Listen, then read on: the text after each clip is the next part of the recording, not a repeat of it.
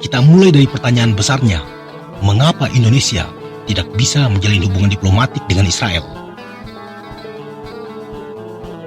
Pertama-tama, lepaskan dulu atribut-atribut agama dalam melihat hubungan Indonesia-Israel. Kita tahu, mayoritas Muslim Indonesia sangat tidak setuju jika Indonesia menjalin hubungan diplomatik dengan Israel. Sementara yang bukan Muslim masih lebih fleksibel. Lepaskan dulu itu semua. Mari kita objektif melihat masalah ini. Mari kita lihat dari perspektif negara. Negara pada dasarnya adalah aktor rasional yang bertindak dengan hitung-hitungan paling logis. Umumnya, negara akan mengambil kebijakan yang paling menguntungkan dirinya.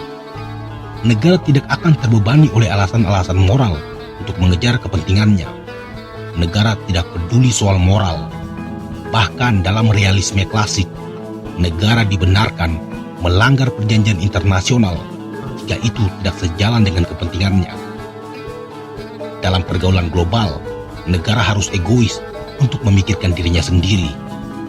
Begitu juga saat kita melihat hubungan Indonesia-Israel. Bicara soal Indonesia-Israel, kita tidak bisa hanya melibatkan dua negara ini saja, tapi juga ada aktor-aktor lain yang berperan, yaitu Palestina dan Amerika Serikat. Dua negara ini sangat menentukan dalam melihat bagaimana hubungan Indonesia-Israel. Ketika dinasti Ottoman kalah perang, Inggris mendapatkan hak untuk mengurus wilayah Palestina.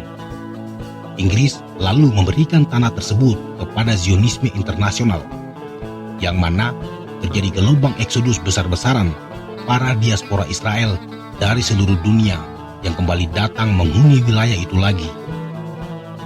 Tahun 1948, negara Israel pun berdiri. Indonesia adalah salah satu negara yang menentang berdirinya negara Israel. Bagi Soekarno, Israel adalah perpanjangan tangan imperialis Barat. Nah, disinilah landasan utama bagaimana kebijakan luar negeri Indonesia terhadap Israel dimulai dan terus diwariskan hingga hari ini. Soekarno keras terhadap Israel bukan karena agama, namun karena Soekarno beranggapan bahwa di tanah yang dihuni oleh orang Israel telah hidup orang-orang Palestina selama berabad-abad. Oleh karena itu, Soekarno menolak berdirinya negara Israel. Pada tahun 1949, telegram rahasia dari Perdana Menteri Israel berisi ucapan selamat atas kemerdekaan Indonesia tidak digubris oleh pemerintah Indonesia. Indonesia menolak memberikan pengakuan balasan terhadap berdirinya negara Israel. Indonesia juga menolak keikutsertaan Israel di Asian Games yang diselenggarakan di Jakarta tahun 1962. Indonesia juga menolak mengundang Israel dalam konferensi Asia Afrika di Bandung. Bahkan pada tahun 1957, tim nasional Indonesia lolos pertandingan tingkat Asia dan hanya perlu bertanding lawan Israel agar bisa ikut ke putaran final Piala Dunia 1958 di Swedia. Kesempatan untuk main di Piala Dunia ditolak oleh Indonesia karena tidak ingin bertanding melawan Israel.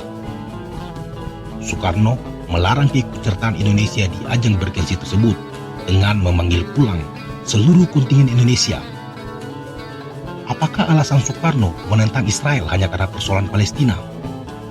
Memang, pada akhirnya konflik Israel-Palestina menjadi bagian dari kepentingan Indonesia karena hal tersebut berdampak pada situasi di Indonesia. Tapi alasannya tidak sesederhana itu. Begini, sebenarnya di era itu, Indonesia tidak menganggap Israel adalah negara yang penting bagi kepentingan strategis Indonesia. Karena di saat yang bersamaan, Soekarno sedang getol-getolnya mengejar ambisi geopolitiknya untuk menjadikan Indonesia sebagai pemain penting di dunia. Makanya beliau membuat manuver-manuver internasional seperti Konferensi Asia Afrika, Gerakan Non-Blok, Ganevo, dan seterusnya. Saat itu, hampir semua negara-negara Arab menolak Israel, termasuk Mesir, Suriah, Libanon, Libya, Arab Saudi, dan lain-lain. Indonesia sangat membutuhkan dukungan negara-negara itu.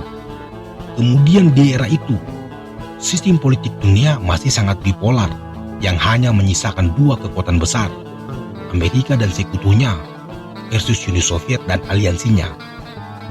Negara-negara Arab saat itu lebih dekat dengan blok timur, sama seperti Indonesia. Bagi Soekarno, Israel adalah negara yang tidak memiliki manfaat untuk kepentingan Indonesia. Di poin inilah dapat dilihat bagaimana negara harus egois mendahulukan kepentingannya. Yang pasti, Soekarno sangat tegas menolak berdirinya Israel dan menolak semua hal tentang Israel. Imperialism and colonialism were offspring of that Western state system, and in common with the vast majority of this organization, I hate imperialism. I detest colonialism. Di era Soeharto, barulah Israel mulai dianggap penting ketika negara itu memenangkan perang 6 hari melawan negara-negara Arab di tahun 1967. Banyak petinggi militer Indonesia yang terkesan dengan kemampuan militer Israel. Apalagi saat itu, politik luar negeri kita sudah mendekat ke blok baratnya Amerika, dengan meninggalkan warisan politik luar negeri Soekarno yang lebih dekat ke blok timur. Kontak rahasia pun dibangun dengan melibatkan Amerika sebagai pihak ketiga. Beberapa pembelian alat militer dari Israel, seperti pembelian pesawat Skyhawk tahun 78 dan juga kerjasama intelijen terjalin secara rahasia. Meski demikian, Orde Baru tidak terang-terangan mengakui adanya kontak dengan Israel karena tidak ingin menimbulkan gejolak di dalam negeri. Saat itu, Indonesia lebih nyaman berhubungan secara diam-diam. Rezim Soeharto juga berkepentingan untuk mengamankan kekuasaannya. Dia masih butuh dukungan umat Islam pasca peristiwa G30 SPKI, jadi tidak mungkin akan terang-terangan. Di sini, kecerdikan Indonesia memanfaatkan Israel. Jadi begini, waktu itu Indonesia juga sedang melakukan invasi ke Timur Leste. Militer Indonesia sudah tidak lagi menggunakan persenjataan dari Soviet. Semua dipasok dari Amerika. Banyak anggota Senat atau Parlemen Amerika mengajukan usulan agar militer Indonesia diembargo. Israel melobi Senat Amerika untuk mendukung Indonesia agar tidak diembargo, karena mereka berharap Indonesia mau membuka hubungan diplomatik dengan mereka. Nyatanya tidak. Ketika Amerika sudah tidak jadi mengembargo Indonesia, Israel cuma di PHP. Meskipun Perdana Menteri Israel Yitzhak Rabin sempat ke Indonesia tahun 1993 secara diam-diam bertemu Soeharto, namun wacana pembukaan hubungan diplomatik Israel-Indonesia tidak pernah terrealisasi. Berbagai peristiwa tersebut juga secara langsung mengubah kebijakan luar negeri Indonesia terhadap Israel mulai lebih soft. Apalagi perkembangan geopolitik dunia dengan dikeluarkannya berbagai resolusi untuk penyelesaian konflik Israel-Palestina yang juga didukung oleh Indonesia.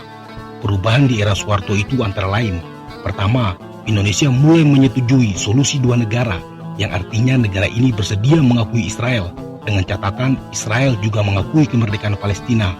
Kedua, bangunan infrastruktur seperti jaringan komunikasi Indonesia-Israel mulai diadakan. Kemudian juga peziarah-peziarah Indonesia yang ke Israel mulai diizinkan, padahal di era Soekarno itu sangat diharamkan. Begitu juga di era Gus Dur. Kita tahu saat Gus Dur naik sebagai presiden, kondisi ekonomi Indonesia sedang kacau balau akibat krisis moneter. Indonesia membutuhkan investasi dari seluruh dunia demi perbaikan ekonominya. Saat itu Gus Dur menawarkan agar hubungan dagang dengan Israel ditingkatkan ke arah yang lebih tinggi. Jadi, Gus Dur tidak menawarkan pembukaan hubungan diplomatik, tapi hanya kepada urusan dagang.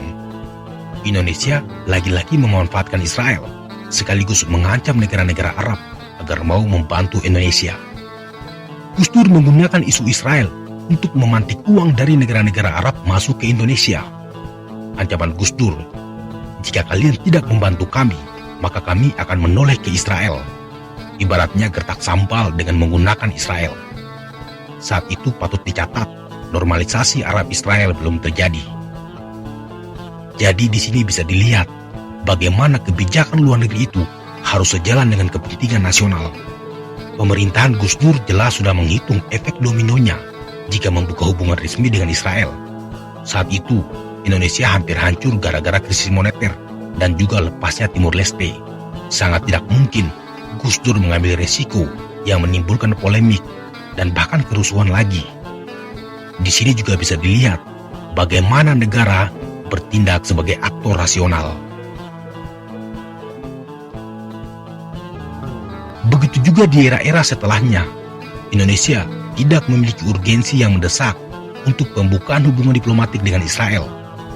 Negara sudah menghitung plus minusnya karena isu Israel sering ditunggangi oleh kelompok-kelompok anti pemerintah untuk menggoyang eksistensi negara.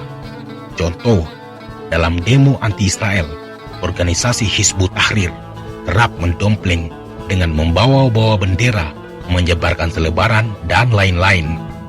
Negara melihat bahwa pembukaan hubungan diplomatik dengan Israel lebih banyak ruginya karena berdampak pada keamanan nasional. Rezim di Indonesia juga tidak akan mau mempertaruhkan kekuasaannya hanya untuk membuka hubungan diplomatik dengan Israel. Biaya politiknya juga terlalu mahal. Secara umum, Indonesia tidak begitu membutuhkan Israel, misalnya terkait pembelian alat militer. Selain Israel, Indonesia punya banyak opsi. Bisa beli dari Prancis, dari Cina, dari Amerika, dan lain-lain. Pun jika memang membutuhkan alat militer dari Israel, negara bisa melakukannya melalui pihak ketiga, dan itu sudah dilakukan. Untuk hubungan ekonomi, relasi dagang Indonesia-Israel juga volumenya kecil. Silakan buka data dari Badan Pusat Statistik. Volume perdagangan Indonesia-Israel itu kecil sekali. Kemudian, para peziarah-peziarah Indonesia yang ke Yerusalem, ke Bethlehem, ke Masjidil Aqsa juga tetap bisa ke Israel tanpa hubungan diplomatik. Jadi, semua bisa dilakukan meski tidak melalui jalur resmi. Indonesia lebih nyaman dengan cara itu tanpa harus mempertaruhkan keamanan dalam negeri. Berbeda dengan perspektif Indonesia, Israel sangat membutuhkan Indonesia. Negaranya cukup tandus, makanya mereka butuh bahan baku dari banyak negara, termasuk Indonesia, untuk suplai kebutuhan domestiknya. Indonesia juga merupakan populasi muslim terbesar di dunia, pemimpin natural ASEAN, dan juga anggota G20. Pembukaan hubungan diplomatik dengan Indonesia akan semakin melegitimasi eksistensi Israel, khususnya di kalangan muslim dunia. Pengakuan Indonesia sangat penting artinya bagi Israel, jauh lebih penting dari Uni Emirat Arab, Bahrain, atau Maroko, karena Indonesia dinilai sebagai negara yang relevan mewakili dunia Islam, sekaligus mewakili negara demokratis modern. Indonesia adalah pertemuan antara Barat dan Timur. Apalagi populasi Indonesia juga cukup signifikan sebagai pasar bagi produk-produk Israel. So, Israel memiliki kepentingan strategis terhadap Indonesia. Mereka sangat berharap bisa membuka hubungan diplomatik dengan negara ini. Silakan lihat komentar-komentar Perdana Menteri Netanyahu soal Indonesia. Israel membutuhkan Indonesia, tapi tidak sebaliknya. Posisi tawar inilah yang kemudian digunakan Indonesia untuk mengamankan kepentingan geopolitiknya. Indonesia tentu tahu memaksimalkannya. Makanya lihat bagaimana negara ini memainkan posisinya sejak era Soeharto, Gus Dur, hingga sekarang. Israel beberapa kali dimanfaatkan. Tapi itulah negara. Negara tidak terbebani alasan moral. Negara hanya peduli sama kepentingannya. Negara hanya peduli bagaimana kedaulatannya terjaga, keamanan nasionalnya terpelihara, dan juga bagaimana meningkatkan kemakmuran masyarakatnya. Itu saja. Di poin itulah Indonesia memahami bahwa menjaga jarak dengan Israel jauh lebih menguntungkan. Ini kita bicara dalam konteks kepentingan nasional. Tidak ada atribut agama dalam analisis ini. Memang, isu Israel sulit dipisahkan dari tendensi agama, namun kami berusaha untuk lebih objektif. Banyak negara-negara Arab sudah melakukan normalisasi hubungan dengan Israel. Namun mengapa Indonesia masih belum mau? Untuk menjawab pertanyaan itu, nanti kita jawab di video selanjutnya. Yang jelas, menurut kesimpulan kami, saat ini Indonesia belum memiliki urgensi yang mendesak untuk menjalin hubungan diplomatik dengan Israel. kondisi objektifnya belum memungkinkan. Entah kalau nanti, tahun depan, 10 tahun lagi, 20 tahun lagi, bisa saja terjadi. Lagi-lagi, kebijakan luar negeri itu fleksibel, karena selalu mempertimbangkan faktor eksternal dan internal. Atau kalian punya pendapat berbeda? Silakan komen di bawah.